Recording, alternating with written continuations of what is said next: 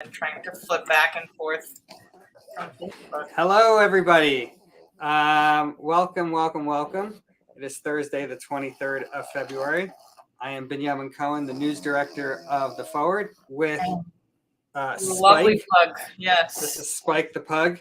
One of two. I'm joined, as ever, by Laura E. Adkins, the opinion editor here at The Forward. How you doing? I am doing well. The weather in New York has not decided what season it is recently, so I think right now I would describe it as misting, it looks like. So, you know. We have crazy weather here in West Virginia. It's 75 degrees today. That sounds good to me. And it's going to be 35 tomorrow morning. Nice. That's real Midwest vibes right there. The back and forth. Can't decide. But which means spring is on the horizon. And we just started the Hebrew month of Adar, which means Purim is, I think, like probably less than 2 weeks away now. Jeez, sneaking up on us every year. Yeah. Passover just after that. I just checked. Passover is in 41 days, which feels wild to me. But yeah, I saw it. Do you know what you're dressing up as this year yet, Benyamin? For a Purim costume? Yeah. I think probably a lot of people around the country, my guess, is going to dress up as Representative George Santos. Just seems like the perfect Purim costume. You know, I got the glasses already. I just need to put on like a sweater and just walk around and start lying. And you know, he ran the animal rescue, and you have plenty of animals, so you can put them into your Purim schemes. Yeah, I have no idea what I'm going to be this year. I usually like to do something with a wig, so I can kind of go all out with minimal effort. Yeah. We'll see what this year is. I think last year I did Cruella de Vil, which is always a fun one. Keep the dogs away from that. But yeah, I guess I have 2 weeks to figure it out now. So I saw an advertisement. There's a synagogue in Brooklyn that's having a Purim spiel. And the theme is they're calling it Night of 1,000 Santos, and they said it's very in line with the story of Purim, in that people were telling Esther was hidden, her real true Achashverosh didn't know really who Esther was, so Santos kind of fits into that rubric, if you will. That is a spin, man. These rabbis are creative. I don't think ChatGPT is ever gonna get to that level of spin there. I like it. Yeah. I mean, speaking of Santos, he was in the news this week. More shenanigans. He's the gift that keeps on giving to Jewish news. Yeah. What was it this time? So George Santos gave an interview, which let's just pause right there for a second. Why, if I was George Santos, or if I was George Santos's press person, Stop talking, man. I don't know why he's giving interviews. Yeah. But he was on Piers Morgan's show. Piers Morgan. What a combo. Piers Morgan and George Santos. I should go watch that. Man. Yeah. Our Jacob Kornblue did watch it, our senior political reporter. He wrote about it this week. There were we had two big takeaways from that interview, which happened, I think, on Monday. Takeaway number one was George Santos said, "I never said I was Jewish. It was I meant it as a joke. It was a party joke. I used to say it all the time. People laughed." Party joke. I'm Jewish, haha. I can't imagine a situation in which that would be like a laugh line. Right. Right. Especially, I don't know. We live in strange times where people are lying about being Jewish. And the second major takeaway from that interview was, we've reported a lot about how Santos has said that his grandparents escaped the Nazis, and we dug up records which contradict that, which say his grandparents were safely in Brazil before the war. Nice. And so Santos said to Piers Morgan during this interview, actually, my grandparents did in fact survive the Holocaust, and it's only because they falsified those documents that they were in Brazil. So that was his latest claim, was that his grandparents survived the Holocaust by falsifying documents. That's a take. Okay. I mean, I guess, like, also by that metric, FDR also survived the Holocaust. He was safely ensconced elsewhere. Yeah. I mean, it's so apropos for a Santos story that it all turns back. It all ends up at falsifying documents. Yes. I think he also used the I said I was Jew-ish, not Jewish line. Right. And of course, the record states otherwise. There's plenty of video out there of him, giving speeches where he calls himself a proud American Jew. He once called himself halachically Jewish and Latino Jew. I wonder if he can do the chet properly. That's a starting point, at least. Right. When you go to Israel and the security guards stop you at the airport and they ask that. Right, you know what I'm saying? So like they're kind of like what's the word I'm looking for? They're they're trying to see if you're Jewish, and so they ask you questions, about yourself, like what was your bar mitzvah parsha, or can you speak Hebrew? And maybe we should. They totally don't understand American Judaism also. They'll just ask questions and then you'll say like, oh, I go to an egalitarian minyan, there's no head rabbi, it's partnership, and they're just like, get out of here. I don't know what's happening. But we should send Santos through Ben Gurion security. That's an idea. To determine if he's right. The profiling, that's what I was looking for, right.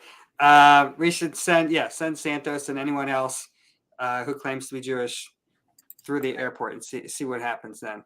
Perfect. Good first test. Let's see. We'll cover one more news story before we invite on our guest. Today, we got some holy pants, right? That's another light news. Next, do you want to tell this story? Sure.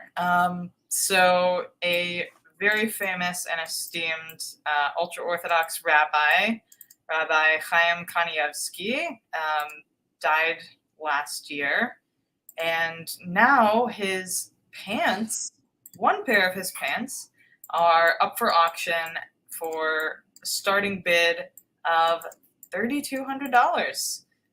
They're listed by a Lakewood auction house, Prime Judaica, and they're listed as holy pants from the Prince of Torah. So wait, is it holy HOL or WH? HOLY. I mean, I guess every pair of pants has at least 3 holes, right? You gotta get into it some way. But it seems a little bit weird. That's my take. Yeah, I think it's strange on 2 levels. Like, first of all, like I've been following Jewish news my whole life. I don't think I've ever seen like a situation like this where you have like a rabbi who dies and then they auction off a piece of his clothing. The first thing I thought of when I read this, as we say in Hebrew, lahavdil, is when people find like a cloth that belonged to Jesus or something, and it's like that becomes like an archaeological relic or something. This just seemed, I don't know, it seemed bizarre. Very bizarre. And also, it would be one thing if, they were donating the profits to charity, or this was like a specifically for a good cause sort of thing. Still weird, don't get me wrong. But it's just a little bit, I mean, we call it like gashmias. Like, it's a little bit ostentatious and showy for no reason. Like, what are you going to do? Wear these pants to shul on Shabbos and show off to all your friends your Kanievsky pants? It's a little strange. So it's not like something you're going to put like on display in your house or something. Right. It's very odd. So if you are bidding on these pants, let us know. Let us know why and what you're going to do with them after you get them. Yeah, when I was doing research for my Einstein book, plug for the Einstein book, comes out this summer. There's a section on there about these Einstein fanatics who looking for anything that Einstein touched and things like that. So they have like Einstein's pipe and things like that. They don't have his like clothing, but there is somebody who has Einstein's hair. Justin Bieber, when he was famous for having that shaggy hair, he actually auctioned off some of his hair. But like you said, it was for charity. And it's one thing if, a secular pop star does it. It's another thing if a religious auction house is the one doing it. It just feels icky. Yeah, it just feels icky. Yeah, well, pants also. Like if it was his kippah, maybe. Yeah, no, that's a nice gift. You can keep it in the Beit Midrash, the study hall. You can, pass it around. But no, not into it, guys. I'm not into it. But in more important news, tomorrow is I can't believe it's already been a year since the most recent Russian invasion of Ukraine. Something we've been covering a lot at the Forward. We just put out a big package of voices from Ukraine, from Russia, Jews that are working to absorb refugees into Poland. And it's just been a major, major story for us this year. Obviously, Ukraine is home to a ton of Jews and has a lot of Jewish history there that we've covered extensively. And we are really lucky to be able to speak with today one of our reporters who has been covering things on the ground for us since things started. So we're really grateful to be joined today. Thank you so much for coming, Helen. Thank you for inviting me. Helen, you're honored to be speaking in Forward Studios. Our studios. Yes. Our international studios. So I just posted in the chat a link. You can read Helen's many articles. Helen is based in Kyiv. And so Helen, tell us, how are you today, first of all? I'm fine. Thank you very much. How are you today? How are you, Lauren? Pretty good. Yeah, it's certainly calm here. But is it cold as it is in Kyiv? Oh, definitely not. I mean, I was just in Poland a few weeks ago. I don't know how you guys get through the winter over there. It's a different type of bone-chilling colds in that part of the world. But I would love if you could share a little bit with us how you ended up in Ukraine now and what the last year has been like for you. When we immigrated, I thought I would never come back. But my husband, who's an investment banker for emerging markets, invested in Ukraine, and the revolution happened. So we kind of got stuck there. And it was a very difficult first years. But eventually Ukraine grew on me, and it has changed. And I started actually to like it. Yeah. So why did you decide to stay when the war started? We decided to stay for 3 reasons. Major reason is for people. For instance, in our buildings, there were so many elderly who were abandoned because the family ran away and left those elderly behind because they were not so capable of moving fast or handle the road. And we were taking care of them. My husband's business is a primary reason, probably. He could not abandon the project. It just got the largest ever grant from European Union that came to Ukraine. And there is a staff, there are people, there are workers, and there is a whole responsibility. Yeah. And the third reason, so we are Americans. We are not Ukrainian refugees. We are proud Americans. And we were proud to help the small country here and their people. We speak the language. So it was easier for us, which was not easy at all at the first days of war, but still.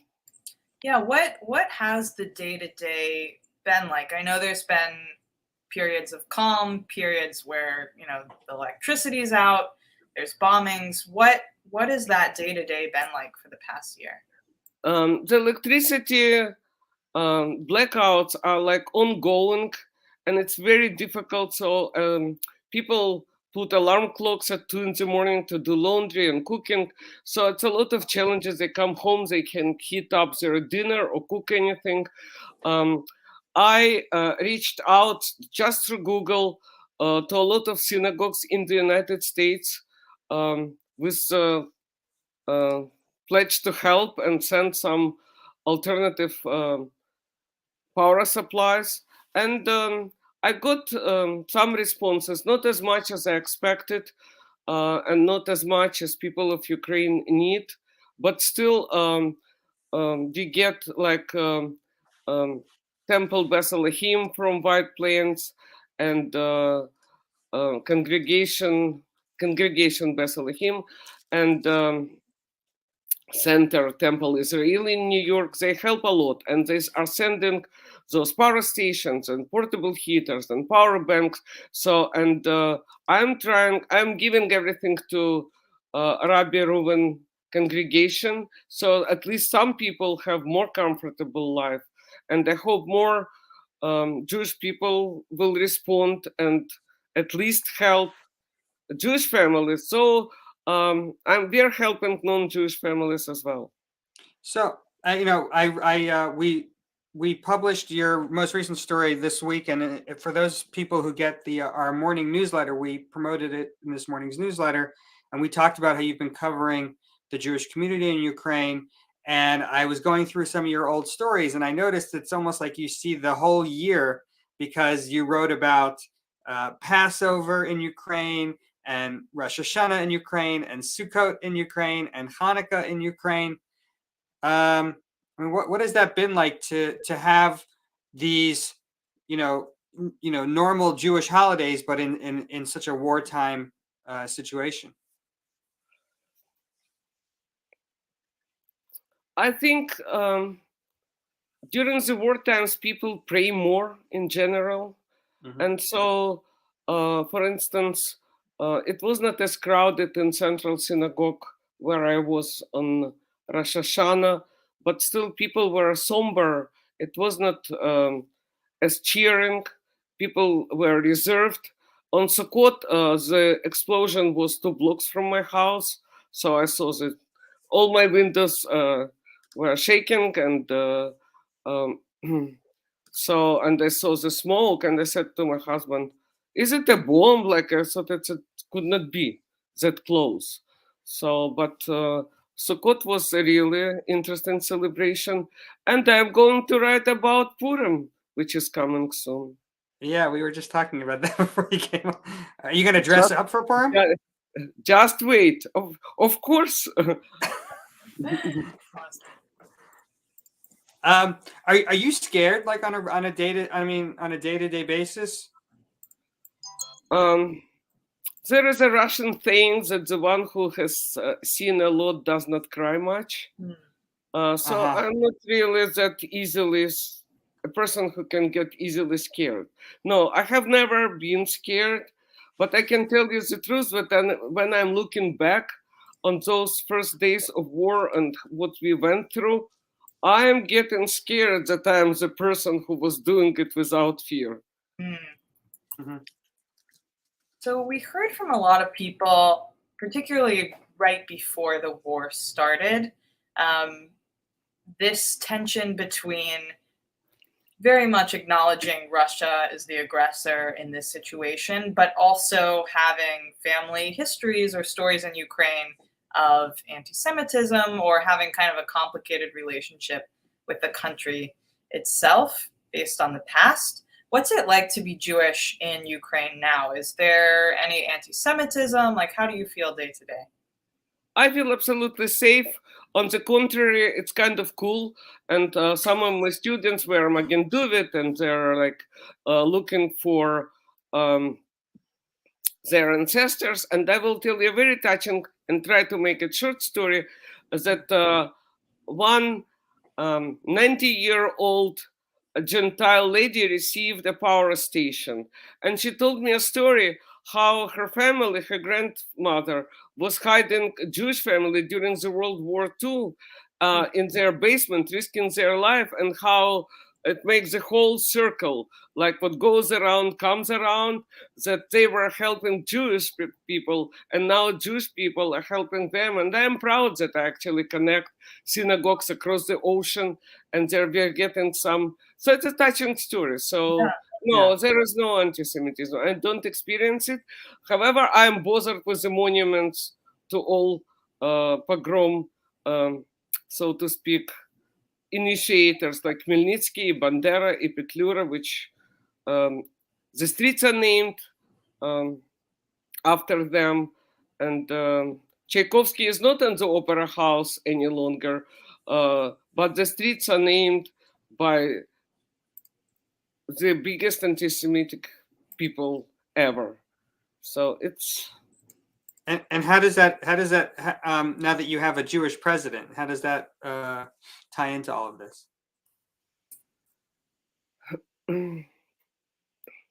I think Ukraine was the only country once which had a Jewish president and Jewish prime minister, except Israel. So they were like, and it's interesting. And there are Jewish people in the government, which had never happened in my time before immigration. So I could not find a job. I could not get into the university. So I went through a lot of insults and hassle, and I experienced it personally. And that was the reason for immigration. What's been something you've learned, or what surprised you during your reporting during this year? What surprised me, I was surprised by Gon professor. I wrote about him that he could have been exempted from the service, and he was in his late 50s, and he went to the front lines, and he is fighting. So it was a real surprise for me. On the everyday life, I'm surprised at how people adapt to their challenges and problems and issues. They don't complain, and they just go on with their routines, with their responsibilities. They try to keep their spirits high, despite the ceaseless sirens sometimes. And the stores are closed during sirens. So, and before those supermarkets got generators, there was no food even in the fall, because they could not refrigerate the groceries, so the shelves were empty, slim pickings, really. Yeah, you sent me a picture. Let me see if I can pull it up here. Some of those pictures are from the beginning of the war, and some of those pictures are from 2 months ago. So here's a picture of empty shelves, and here's a picture also of empty shelves. So these are like at the grocery store. It looks like there are a few eggs here. Yeah, a few eggs. Good luck. I thought it was cute. Yeah. What are these? You had a picture here of a line. What are they? What are these people lining up for? Here it is. To the cash desk. Those are like to the pharmacy in freezing cold. So and they were letting only 2 or 1 person in the store, and I'm surprised. But what people are telling me, and they're not complaining. For instance, my friend, she lives on the 14th floor. The elevator does not work ever. No internet, no electricity. They have a little store down the street, and the store does not have power. They have little power station just for cashier. So there is a salesperson who takes 1 person in a time, brings him in the store, and then another one, and people are just waiting. Somebody wants to buy a juice for the kid. Somebody wants to buy a sandwich. Somebody probably wants to buy a beer. But people are standing and not complaining one by one.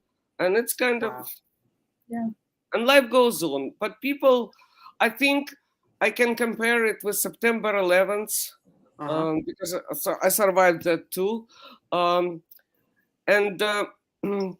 in New York before September 11th, people were, I would say, not warm, maybe not aggressive, but they were not communicative.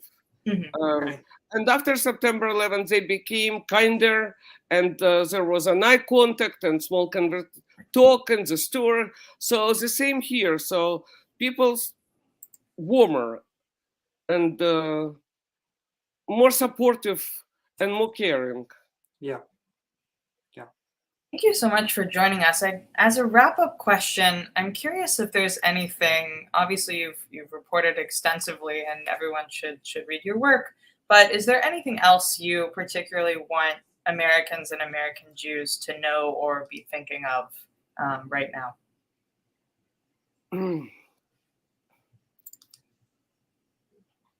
So the situation reminded like World War II, with cold and with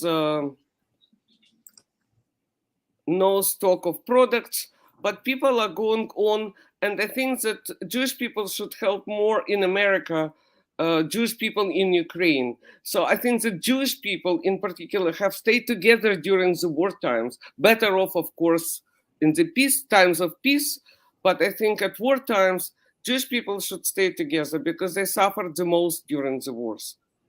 And I hope I will get some response to my project, and we will help more all together, because our hearts go for those elderly who are home alone in cold and dark, and for the children who are scared in Europe. So, and I think we should all be united in that desire to be supportive. Helen, thank you so much. Thank you so much for having me, and best of all, and I hope to see each other again. Yes, be safe. You too, take care of yourself. Thank you very much. Paka paka, bye. Paka, paka. Wow, really grateful to be hearing from Helen and to have her voice reporting on this. Yeah. We put a link in the comments to all of Helen's stories. They're all available us at theforward.com. You can check those out. So we just got a couple more minutes, and we like to wrap things up each of our episodes by highlighting something positive from the week and something negative from the week. And being the forward, we lean on our Yiddish roots, so we call it the nudnik of the week and the tzaddik of the week. You want to start with the nudnik, or you wanted me to start with the nudnik? I know I can do the nudnik. Take it away. Nomination, since I'm the grumpy one. There you go. Although our coworkers call us both grumpy. My nomination for nudnik of the week is a group of neo-Nazis. Always a good nomination for nudnik of the week. Tuesday night on Broadway. There's a play on Broadway now called Parade, and it tells a true story of Leo Frank. He was an Atlanta Jewish businessman who was wrongly accused of murder and rape of a young girl. He was put in jail, and then a mob grabbed him from the jail and hung him from a tree and killed him. And so there's a play about that. And the play is opening on Broadway. And at a show this week, a bunch of neo-Nazis were harassing people outside in line. They were saying anti-Semitic things. They were saying bad things about Leo Frank. We posted an article about it. If you go to forward.com, we actually have some video that we posted on our site and on our social media pages of these neo-Nazis harassing people outside the theater. So I think they are probably a good nomination, if you can use the word good, a good nomination for nudnik of the week. Yeah, definitely. I agree. What about you? Who are you going to nominate for tzaddik of the week? I mean, we have to go with Vladimir Zelensky as we approach the anniversary of the Russian invasion of Ukraine. I would argue of the two Jewish prime ministers right now, or heads of state, he is making us look the best on the world stage. We'll leave the other one aside for this episode. For another conversation. He absolutely models and exemplifies modern Jewish values and bravery, and also humor. Our columnist, Rob Eshman, wrote a really interesting piece about how Zelensky's secret weapon is comedy, which everyone can read on our site. But yeah, he's my tzaddik of the year, I think. But okay. We'll do Tzaddik of the week for Zelensky for sure. I'll put a link in the comments here to Rob's essay. There you go. With or without two Y's at the end. However he wants to spell it each particular week, we'll spell it. Yeah. Right. Well, Laura, this has been fun as usual. It's always good to catch up with you in face-to-face, virtual, whatever we call this now these days. Enjoy the unseasonable 75-degree weather, and try not to think of the larger implications, but enjoy it. All right. We'll see everybody next week. Take care. Yes. Bye, Benyamin. Bye.